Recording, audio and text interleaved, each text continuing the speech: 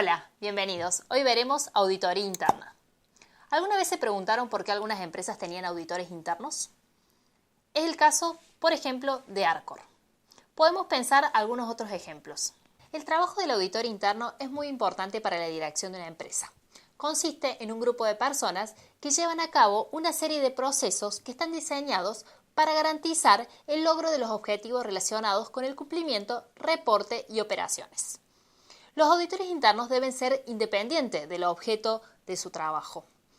Pero, como sabemos, van a trabajar como en relación de dependencia dentro de la compañía. Con lo cual, ¿cómo garantizamos esa independencia? Básicamente, lo haremos a través de a quienes reportan estas personas. Evidentemente, si una persona quiere evaluar el proceso del área administrativa, difícilmente si reporta al gerente administrativo podría ser independiente para poder evaluar esos procesos.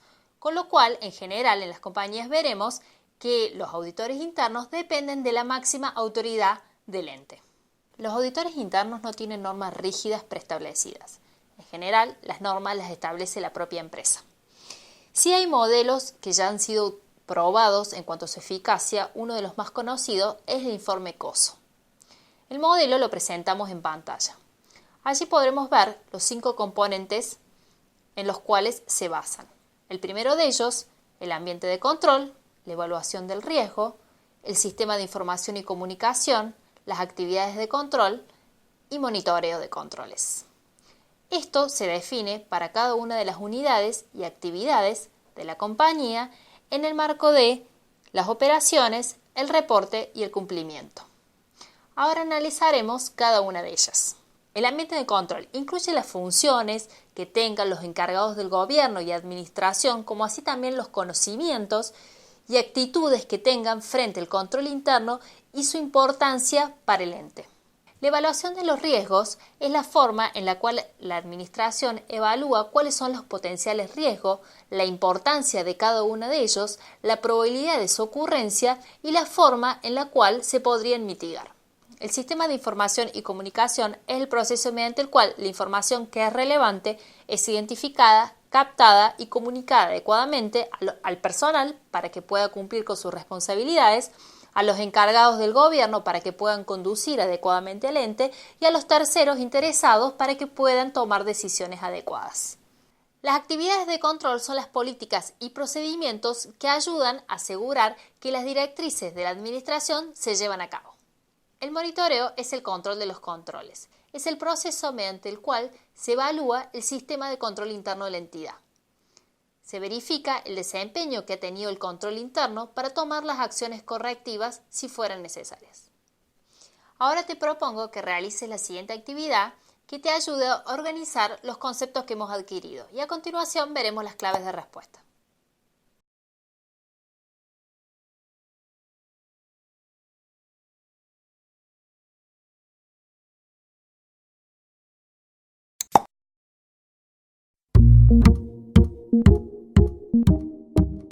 En la actividad propuesta que presentamos en pantalla podrás identificar los diferentes componentes de control y veremos las definiciones y ejemplos. En el caso de actividad de control, cuál es su definición y un ejemplo.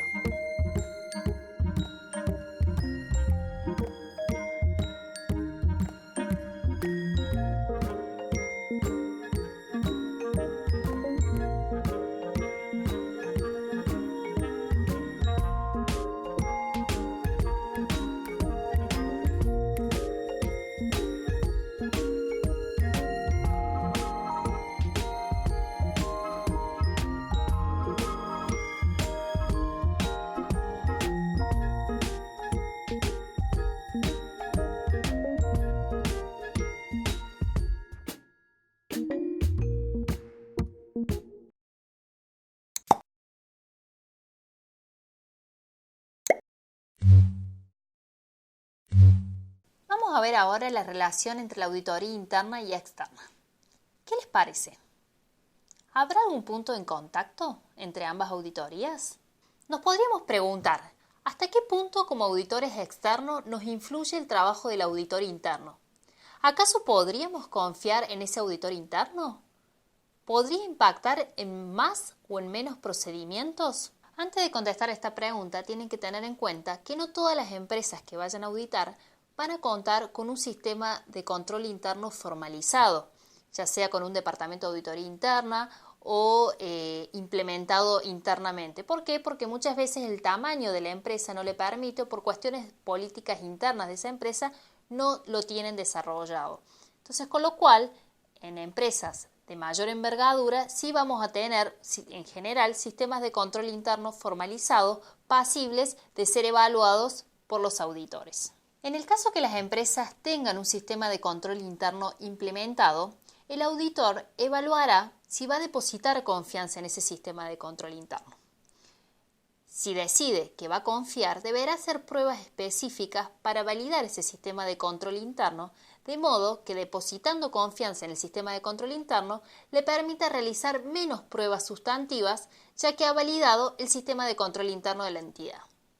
El auditor, dentro de sus tareas, deberá analizar la entidad y su entorno, como así también su sistema de control interno. En esa evaluación identificará si el sistema de control interno le permite depositar confianza en él y para ello realizar pruebas de control o de cumplimiento específico y que le permiten, en el caso de que sean satisfactorias, depositar confianza para realizar menos pruebas sustantivas.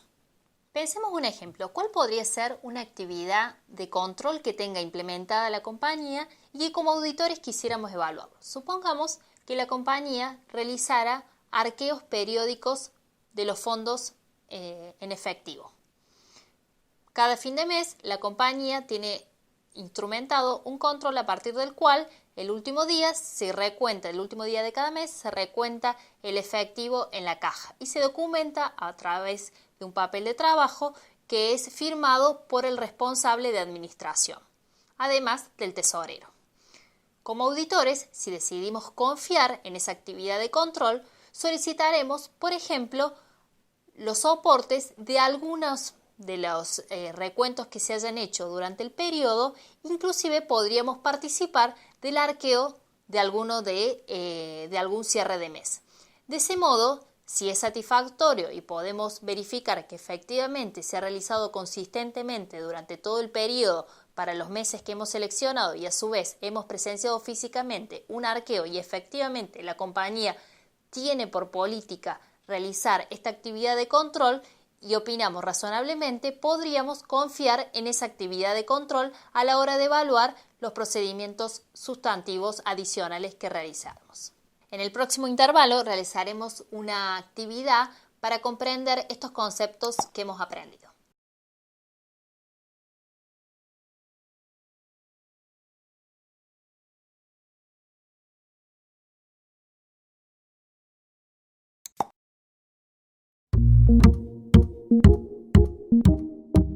En la actividad propuesta que vemos en pantalla, vamos a ir identificando para cada una de las oraciones si se refiere a una auditoría interna o a una auditoría externa.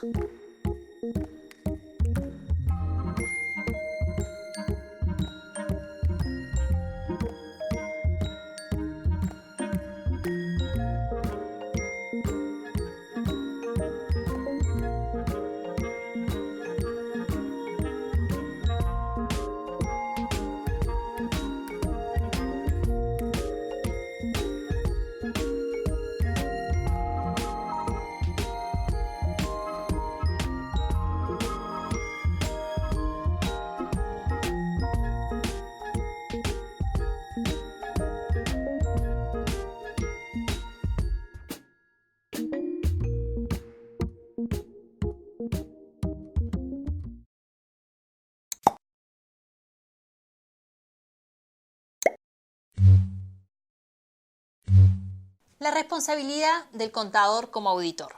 La empresa energética Enron fue una empresa de gran envergadura en los Estados Unidos, llegó a controlar casi el 25% del sector entre los años 1996 y 2000.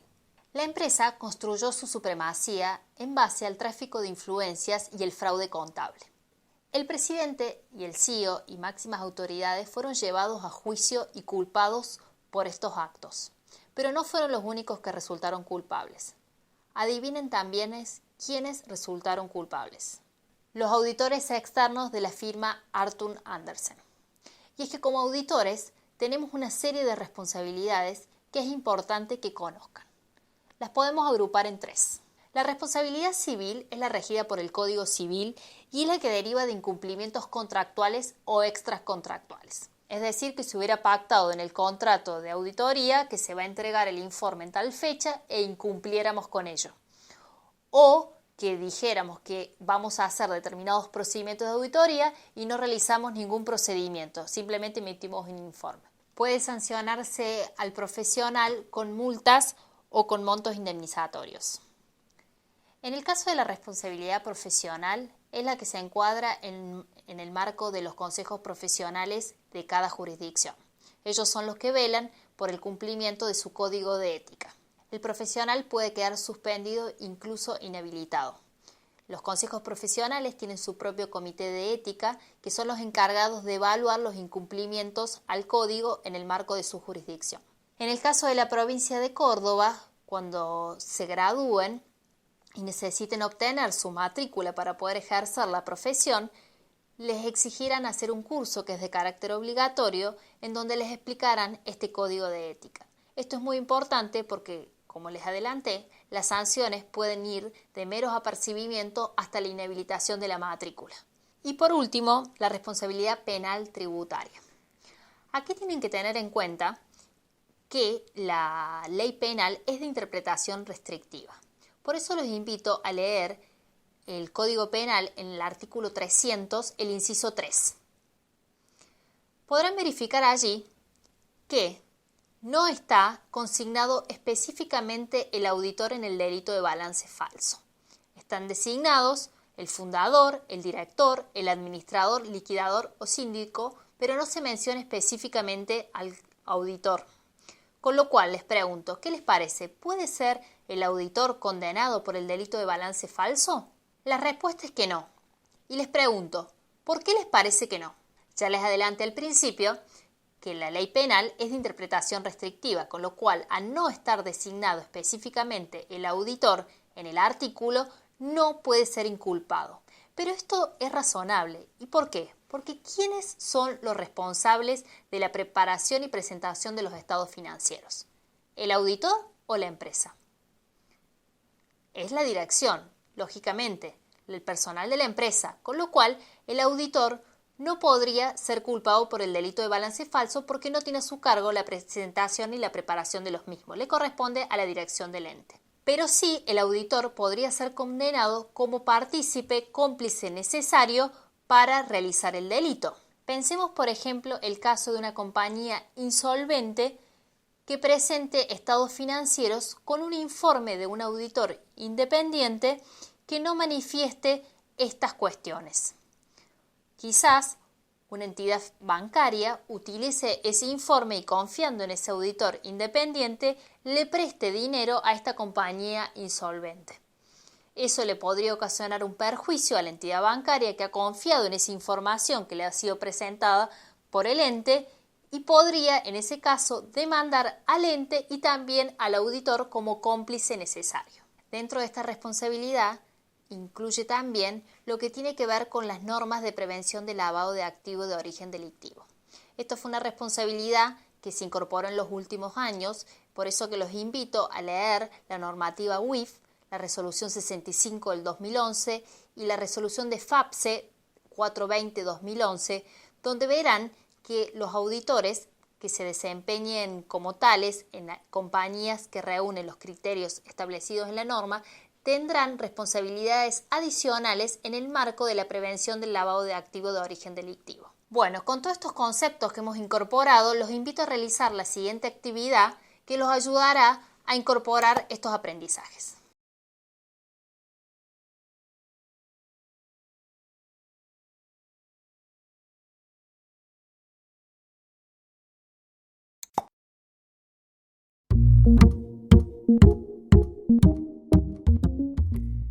En esta actividad hemos identificado los distintos tipos de responsabilidad civil, profesional y penal y los asociaremos a cada una de las oraciones que tenemos.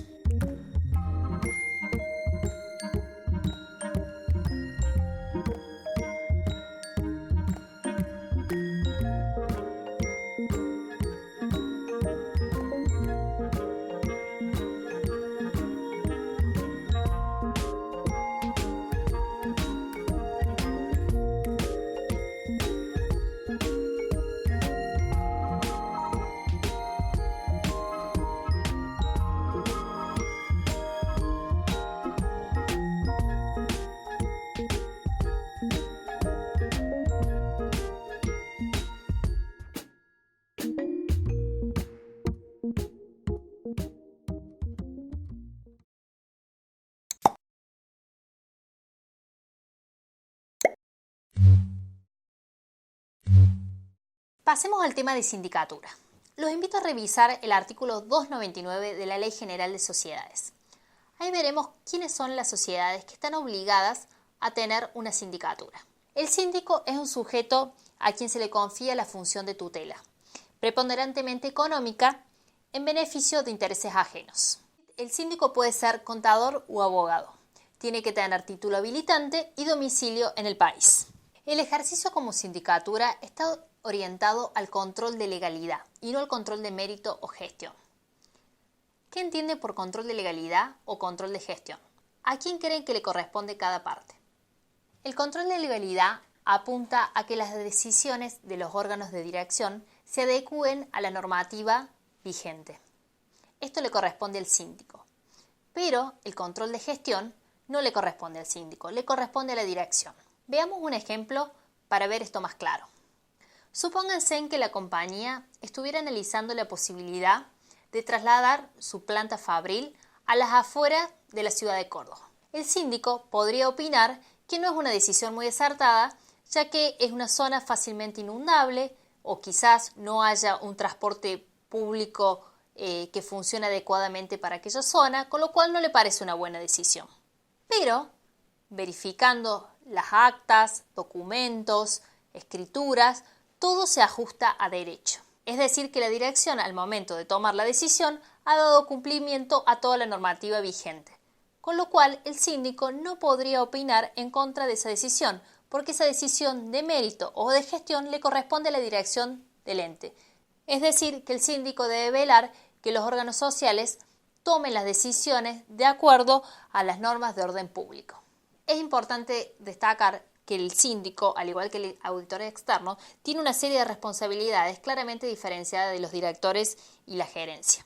Los síndicos serán ilimitada y solidariamente responsables por el incumplimiento de las obligaciones que les impone la ley, el estatuto y el reglamento. Serán solidariamente responsables con los directores por los hechos y omisiones de estos cuando los hechos no se hubieran producido si hubieran actuado de acuerdo a la ley. Es por ello que es muy importante que los síndicos conserven sus papeles de trabajo como evidencia del trabajo que han llevado adelante por un plazo no menor a 10 años. Les sugiero que repasen, si no recuerdan, qué queremos decir cuando hablamos de responsabilidad solidaria e ilimitada. Y esto es muy importante. Y es por eso que la RT 45 sugiere o recomienda a los síndicos obtener una carta de indemnidad justamente para protegerse en caso de omisiones de información por parte de la dirección o que le entregaran información falsa o adulterada o ante hechos o circunstancias cuya consideración excediera el alcance de sus funciones. A su vez, la RT 45 establece que en cada oportunidad de emitir estados contables anuales y por periodos intermedios, obtener una carta de la dirección del ente respecto de las manifestaciones incluidas en los estados contables y el sistema de control interno. Tengan en cuenta que en cuanto a los requisitos de independencia que establece la RT 15 modificada por la 45 para la sindicatura, son los mismos requisitos exigidos para los auditores. Ahora les dejo una pregunta. ¿Qué les parece? ¿Un auditor externo de una compañía puede también ser síndico de la misma compañía? Pensemos. La RT 15, modificada por la RT 45, establece que la función de sindicatura es compatible con la auditoría siempre y cuando se cumplan con los requisitos de independencia establecidos en la normativa. Bueno, con todo esto que hemos aprendido en el día de hoy, los invito a realizar la actividad integradora.